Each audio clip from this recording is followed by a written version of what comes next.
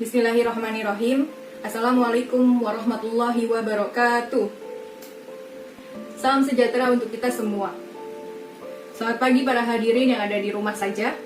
Pertama-tama puji syukur marilah kita panjatkan kehadirat Allah Subhanahu wa taala, karena berkatnya lah kita bisa bertemu melalui video ini dan saya bisa berdiri sehat untuk membuat video ini. Salawat serta salam marilah kita sampaikan kepada junjungan Nabi besar Muhammad Sallallahu Alaihi Wasallam. Semoga rahmat dan kasih sayangnya tercurah kepada kita, umatnya, di hari akhir. Yang saya hormati Bapak Rektor Universitas Indra Prasta beserta jajarannya. Yang saya hormati Ibu Astuti sebagai dosen pembimbing akademik kelas ekstensi XB. Dan tak lupa juga yang saya hormati Ibu Hilda Yulaliyah sebagai dosen pengampu mata kuliah retorika. Dan hadirin semua yang berbahagia, yang saya banggakan. Bagaimana kabarnya? Semoga hadirin semua dalam keadaan sehat dan baik-baik saja. Namun, seperti yang kita ketahui bahwa dunia, bumi, di awal video tadi sudah tergambar bahwa bumi tidak sedang baik-baik saja, khususnya Ibu Pertiwi. Kini ibu sedang lara, merintih dan berdoa. Kiranya seperti lagu itu. Ya, kita semua tahu bahwa penyebabnya adalah COVID-19 yang sudah merambah di seluruh dunia. Pada kesempatan kali ini izinkan saya untuk menyampaikan pentingnya pola hidup bersih dan sehat. Coronavirus disease 19 ditemukan pada tahun 2019 atau biasa disingkat COVID-19.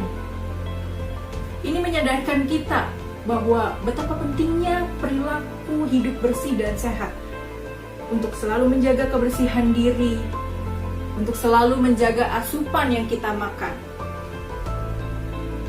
COVID-19 sudah merambah di seluruh dunia, bahkan negara adidaya dan pencipta nuklir, senjata-senjata mutakhir tidak bisa mengelak darinya. Memang apa COVID-19 ini? Mengapa ia bisa menggegerkan seluruh negara yang ada di dunia?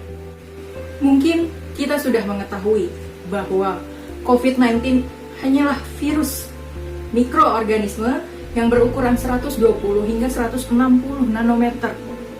Namun mengapa begitu menjadi berbahaya? Karena penyebarannya yang sangat cepat dan mudah berkembang. Hingga saat ini, pasien positif COVID-19 sudah mencapai 3,3 juta jiwa di seluruh dunia. Bahkan, korban yang meninggal karena COVID-19 ini sudah mencapai 234.000 jiwa di seluruh dunia. Namun kita tidak perlu khawatir karena jumlah pasien yang sembuh mencapai lebih dari 1 juta jiwa. Menurut worldmeter.com pada tanggal 1 Mei 2020. Jika dilihat dari grafiknya, angka kematian lebih rendah daripada angka yang pulih. Dengan begitu, maka kita tidak perlu terlalu khawatir berlebihan dalam menghadapi COVID-19 ini.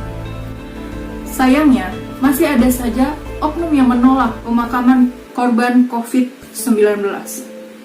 Alih-alih ketakutan dengan alasan takut tertular. Padahal, pemakaman sudah dilakukan sesuai dengan protokol yang diatur oleh pemerintah. COVID-19 pun bisa disembuhkan dengan sendirinya, dengan kekuatan imunitas tubuh penderitanya. COVID-19 juga bisa mati dan bisa dicegah dengan menggunakan masker dan cuci tangan sebelum makan, bahkan sebelum menyentuh area wajah kita. Sehingga hal ini tidak perlu menjadi kekhawatiran yang berlebihan hingga menolak pemakaman korban meninggal. Para hadirin yang saya banggakan, kita tidak perlu panik terlalu berlebihan, namun tidak juga meremehkan dengan keluyuran santai tanpa tujuan dan tanpa keperluan. Apalagi tidak menggunakan pelindung diri seperti masker, apalagi ditambah malas membersihkan diri. Karena bisa saja ini membahayakan diri sendiri dan juga membahayakan orang lain. Kita juga tidak perlu khawatir, tetapi tetap selalu waspada. Inilah yang menjadi hal dasar penting mengapa kita perlu melakukan pola hidup bersih dan sehat sebagai langkah preventif dalam mencegah memutus mata rantai COVID-19. Bisa diingat kembali, mungkin dulu kita abai atau malas untuk mencuci tangan, menjaga kebersihan, menutup mulut ketika batuk dengan lengan atau bersin, bahkan dengan cueknya tertawa terbahak-bahak hingga mengeluarkan droplet tanpa disadari. Adanya pandemik ini menyadarkan kita bahwa betapa pentingnya untuk menjaga kebersihan dan menjaga asupan yang kita makan, untuk menghargai orang di sekitar kita ketika kita batuk, ketika kita bersin, atau ketika kita tertawa, karena bisa saja tanpa sengaja kita mengeluarkan droplet yang berisi banyak bakteri dan virus. Pola hidup bersih dan sehat bukan hanya dilakukan pada saat COVID atau pandemik ini saja, bahkan hingga COVID-19 berakhir pun, kita masih harus tetap melakukan pola kehidupan bersih dan sehat. Hadirin yang saya banggakan, pada saat ini bukanlah hal yang bijak untuk menyalahkan orang lain atau menjauhi orang lain yang terkena COVID. Karena tidak ada satupun orang yang ingin menjadi atau terdampak pada COVID-19. Karena COVID-19 tidak melihat kaya dan miskin, tidak melihat jabatan, tidak melihat agama dan daerah dari mana kalian berada. Tetap menjaga diri di rumah adalah perbuatan baik untuk menjaga diri sendiri dan orang lain. Mari kita bantu tenaga kesehatan untuk tidak kewalahan dalam menangani korban COVID ini yang semakin hari semakin meningkat.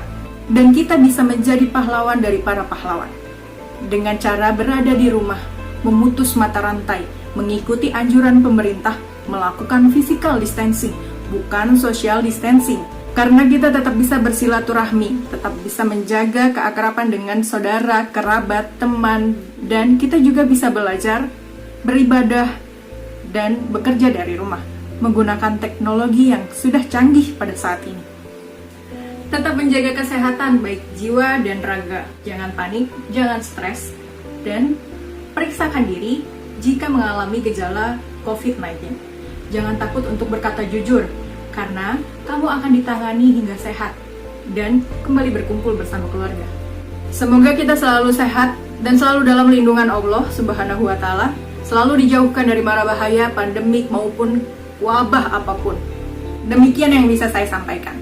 Ingat, selalu di rumah saja dan taati anjuran pemerintah.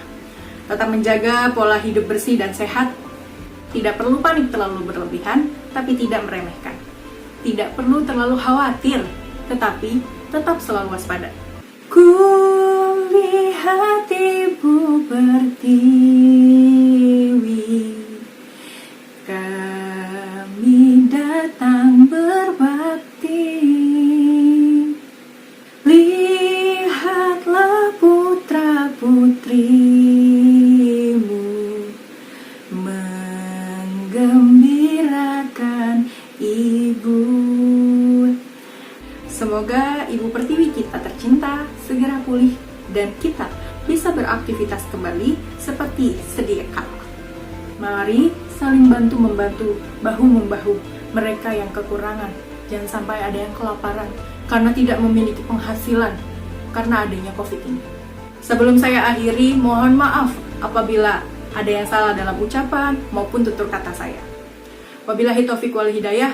Wassalamualaikum warahmatullahi wabarakatuh.